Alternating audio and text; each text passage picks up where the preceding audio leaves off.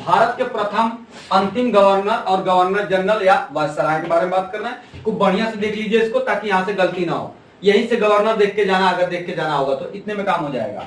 Robert Clive या बंगाल के governor थे, बंगाल के गवर्नर थे। और कब से कब तक महाशय थे? तो 1758 से 60 तक और 1765 से 1767। मतलब ये 2 कार्यकाल में गवर्नर रहा है। कितने काल में? 2 कार्यकाल इसका रहा है, रॉबर्ट क्लाइव का।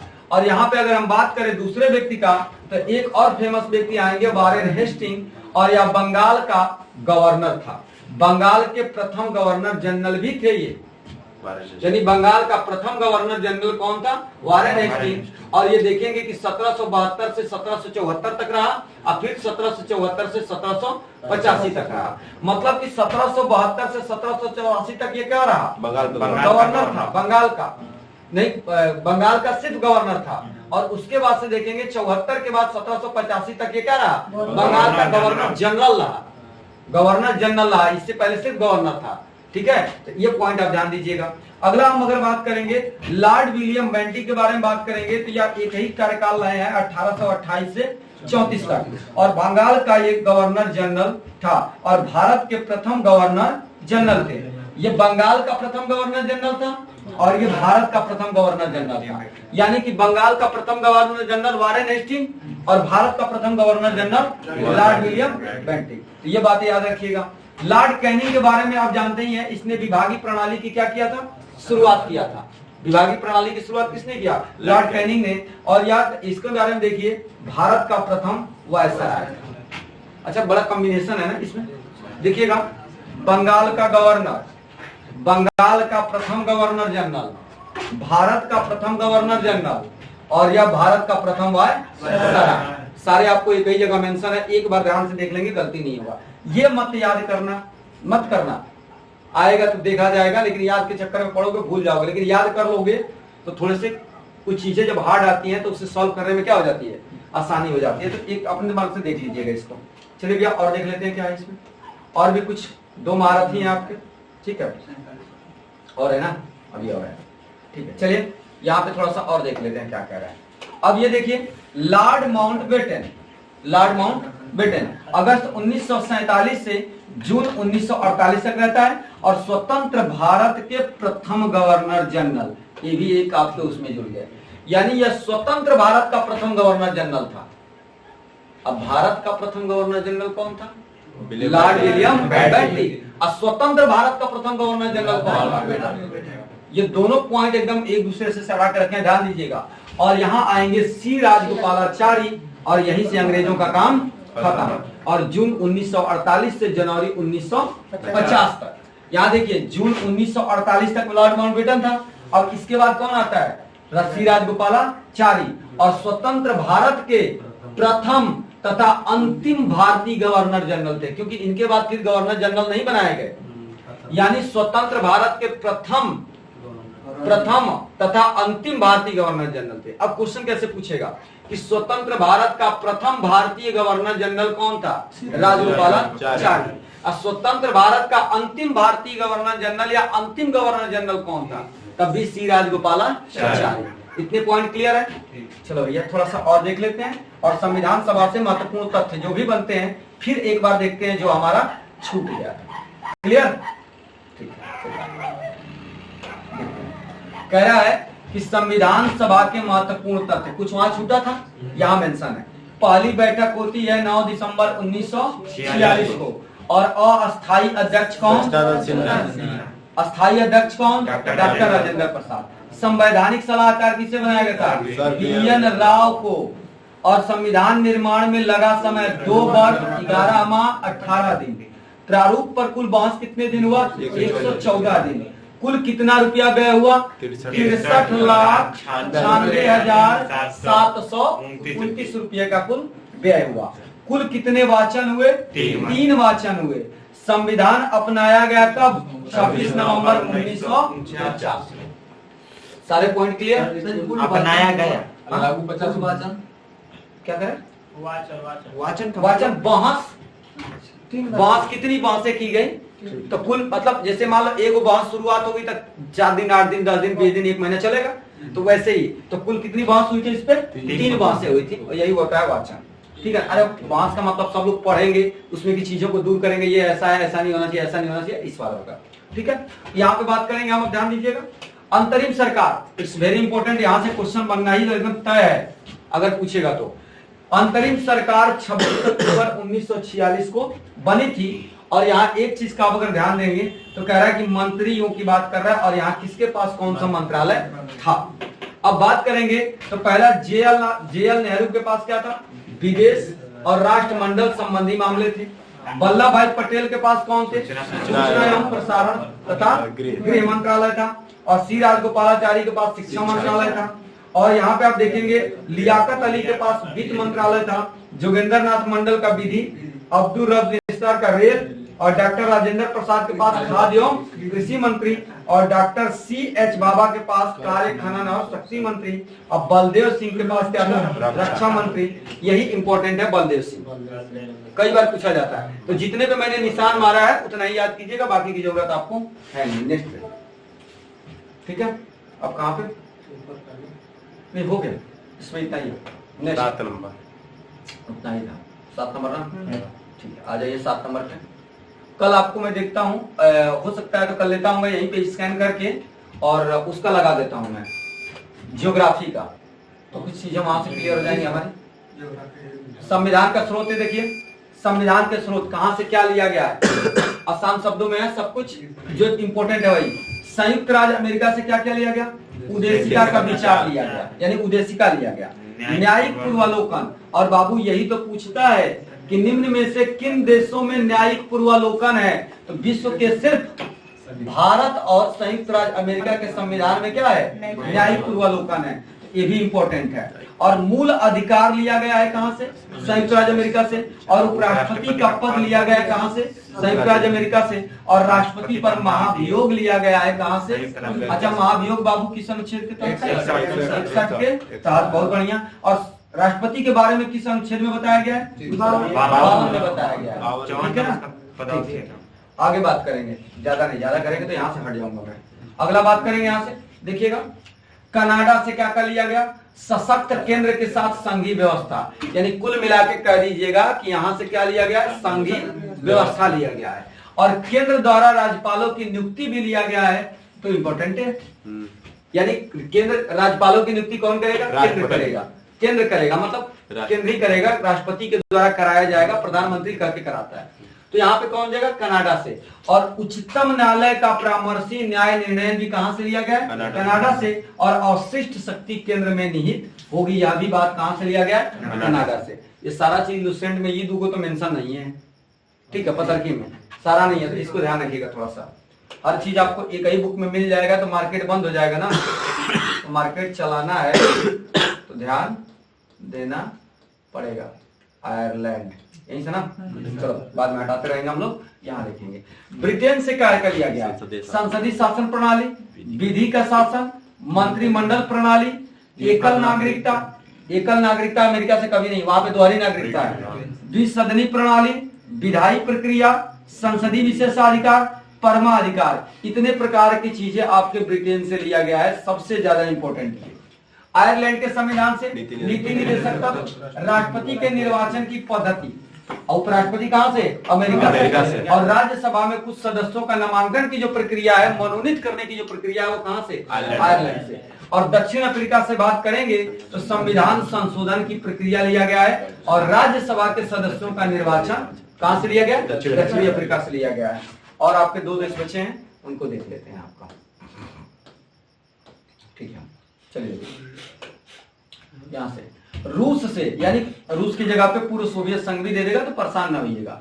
मूल कर्तव्य लिया गया है, प्रस्तावना में न्याय लिया गया है, न्याय शब्द यानी सामाजिक, आर्थिक, राजनीतिक। अरे वैसे भी भारत का संविधान कितने प्रकार का न्याय देता है? 3 प्रकार का न्याय, सामाजिक न्याय, आर्थिक न्याय और राजनीतिक न्याय। और जापान से सिर्फ एक ही चीज लिया गया है, विधि द्वारा स्थापित प्रक्रिया। और ऑस्ट्रेलिया के संविधान से अगर बाबू आप बात करेंगे तो संयुक्त बैठक लिया गया है। संयुक्त बैठक समझते हैं ना, ठीक है।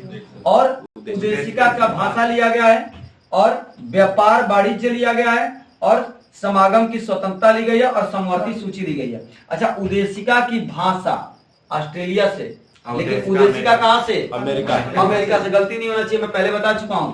अमेरिका से क्या लिया गया है? उदेशिका।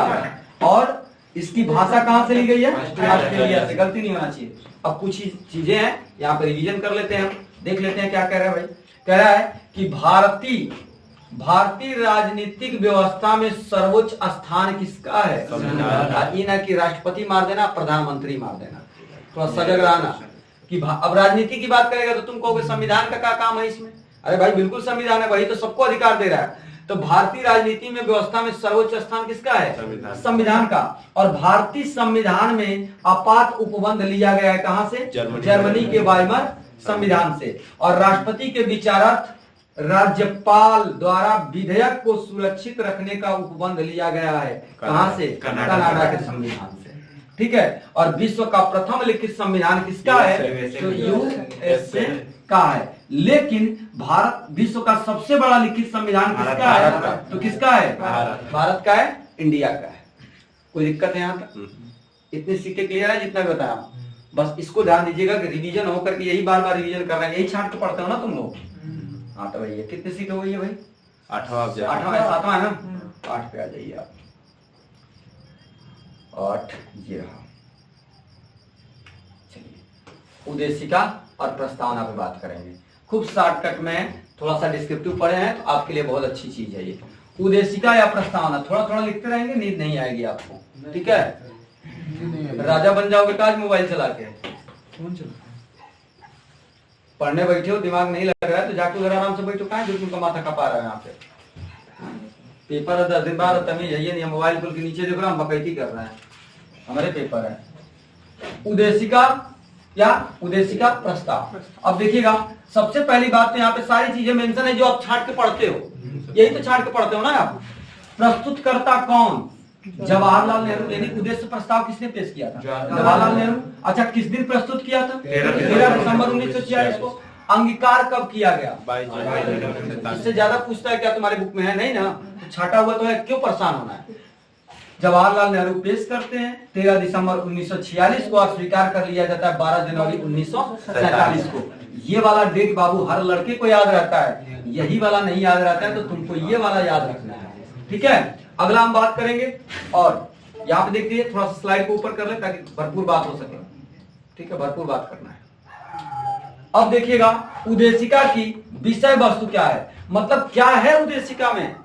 तो बिल्कुल वही है जो भारत की संविधान की प्रस्तावना में है, वही तो उदेशिका तो ही बाद में प्रस्तावना बन जाती है। अब देखिएगा कि मूल तत्व, अब पूछा जाएगा कि भारत के संविधान की उदेशिका के मूल तत्व कौन कौन से हैं। तो बाबू एकदम ध्यान रखिए, संपूर्ण प्रभुत्व संपन्न समाजवादी पंथ निरपेक्ष लोकतांत्रिक गणराज्य, यही आपके मूल तत्व हैं संविधान की उदेशिका के। ठीक है, और पूछा जाए कि ये बताइए कि भारत का संविधान कितने प्रकार का न्याय देता है? ये सर जी 3 प्रकार का देता है। एक तो सामाजिक न्याय देगा, एक आर्थिक न्याय देगा, एक राजनीतिक अधिकार देगा। ठीक, और पूछा जाए कि ये बताइए भारत का संविधान कितने प्रकार की समानता देता है? 2 प्रकार की, एक आपका प्रतिष्ठा की और एक आपको अवसर की समानता। और आपसे पूछा जाए कि भारत का संविधान कितने प्रकार की स्वतंत्रता देता है, तो कहिएगा 5 प्रकार की स्वतंत्रता। विचार की स्वतंत्रता, अभिव्यक्ति की स्वतंत्रता, धर्म की स्वतंत्रता, विश्वास की स्वतंत्रता और उपासना की स्वतंत्रता। अब बोलिए कुछ बचा? सब कुछ मेंशन हो गया? इसी को रिवाइज कर लेना है बाबू, एकदम टाइट रहिए, एकदम पूरा की तरह। इसमें उदेशिका में इतनी चीजें हैं। तो फिर से एक मेरे पास था, मूल तत्व तो कितने हैं? 4। न्याय कितने प्रकार के? 3। समता कितने प्रकार की? 2। स्वतंत्रता कितने प्रकार का? 5। अब कहोगे सर सबसे ज्यादा मैं याद क्या करूं? सबसे ज्यादा, ठीक है, तो आप ध्यान दीजिएगा कि सबसे ज्यादा क्वेश्चन यहां से आता है और एक न्याय। ठीक है, लेकिन पढ़ना सब है। आगे चलिए, आगे बात कर लेते हैं भाई। और भी कुछ है? बिल्कुल यही से है ना? ठीक है, बस यहाँ तक थोड़ा सा कर लेते हैं, ढक जा रहा है, घबरा जा रहा है। ठीक, अब देखिएगा, अब यहाँ पे कुछ चीजें हैं जो शामिल की गई हैं, जो छाट करके आप पढ़ते हो। कह रहा है यहाँ पे देखिएगा कि उदेशिका में 42वें संविधान संशोधन 1976 द्वारा शामिल शब्द कौन कौन सा है?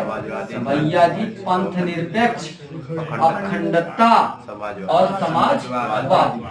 वो तो गया। यानी 42वां संविधान संशोधन द्वारा उदेशिका में 3 शब्द जोड़े गए थे। कितने? 3 शब्द। पहला समाजवादी, उसके बाद पंथ निरपेक्ष, उसके बाद अखंडता शब्द जोड़ा गया था।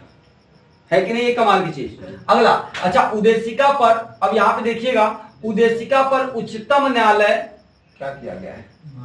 क्या उदेशिका पर उच्चतम न्यायालय कह रहा है संविधान का भाग, यानी कि उदेशिका पर उच्चतम न्यायालय का जो जवाब था या कुछ बातें थी या न्यायालय में उसके लिए जो भी केस दायर किया गया उससे संबंधित अब संविधान का भाग है कि नहीं है, इस बात पे बहस हुई थी। यानी कि उदेशिका संविधान का भाग है कि नहीं है, इस बात पे क्या क्या बहस हुआ है उसके बारे में देखना है। और यहाँ पे वाद होते हैं, ये सारे वाद हैं। 3 वाद आपको दिखाई दे रहे हैं, बेरुवारीवाद, केशवानंद भारतीवाद और मुंबई बनाम वाद। इसमें से देखिएगा कि इसमें बेरुवारीवाद ने कहा था कि उदेशिका संविधान का भाग नहीं है, लेकिन इन दोनों ने कहा कि उदेशिका संविधान का भाग है। कौन? मुंबई बनाम यूनियन ऑफ इंडियन वाद में। और इसने क्या किया कि इसने धारणा प्रस्तुत की थी कि भाई उदेशिका संविधान का भाग है, लगता है। इसने भी क्या किया? धारणा प्रस्तुत किया। लेकिन केशवानंद भारतीवाद बनाम केरल राज्यवाद में कहा गया कि भैया है नहीं, एकदम फिक्स है कि है, यानी इसमें स्वीकार कर लिया गया। लेकिन बेरुवारीवाद कहता है कि उदेशिका संविधान का भाग नहीं है। अब क्वेश्चन के लात लग जाएगी यहां से, कहेगा कि ये बताइए कि किस वाद में कहा गया था कि उदेशिका संविधान का भाग है? तो केशवानंद भारतीवाद और मुंबई बनाम, अगर दोनों ऑप्शन में हो तो ये मारेगा केशवानंद। ठीक, लेकिन विचार किसने दिया? इसने। और किसने अस्वीकार किया? 3 प्रकार से क्वेश्चन बनेंगे, थोड़ा सा इसको ध्यान दे दीजिएगा। अब आ जाइए, जितनी भी चीजें हम पढ़े हैं उनके बारे में एक बार और बहस कर लेते हैं। ठीक है, देखिए यहाँ पे कह रहा है कि संविधान की आत्मा किसे कहा जाता है भैया? उदेशिका को कहा जाता है। लेकिन याद रखिएगा, संविधान की आत्मा 32वां अनुच्छेद 32 को संवैधानिक उपचारों का अधिकार कहा जाता है। और इसको BR अम्बेडकर ने क्या बोला है? संविधान की आत्मा कहा है। लेकिन अगर इनका नाम नहीं आएगा तो संविधान की आत्मा किसको बोलेंगे? उदेशिका को। और उदेशिका को राजनैतिक जन्मपत्री किसने बोला? KM मुंशी ने इसे क्या बोला है? राजनैतिक जन्मपत्री बोला है। अगला हम बात करेंगे यहाँ पे, तो डॉक्टर BR अम्बेडकर ने संविधान की आत्मा कहा है किसे? संवैधानिक उपचारों के अधिकार को, यानी अनुच्छेद 32 को। और संविधान को पवित्र दस्तावेज कहने वाले व्यक्ति भी कौन है? डॉक्टर भीमराव अम्बेडकर। क्या इतनी बातें क्लियर है? कोई दिक्कत नहीं? ठीक, गाल तक से हाथ हटाओ। अंगना बैठे लोग 8 नंबर है, 9 नंबर पे चलेगा। इतना बढ़िया चीज पढ़ा रहे हैं, नहीं मजा आ रहा है? पढ़ा तो हम बुझाइए। ये सब नहीं पढ़ना है, आप पढ़ लीजिएगा, इसका कोई मतलब नहीं है। नीचे आ जाइए, यहाँ पे थोड़ा सा एक नजर में हम लोग रिवीजन मार देंगे इसको, फिर से कर दे। ठीक है, बैक कर दे इसको।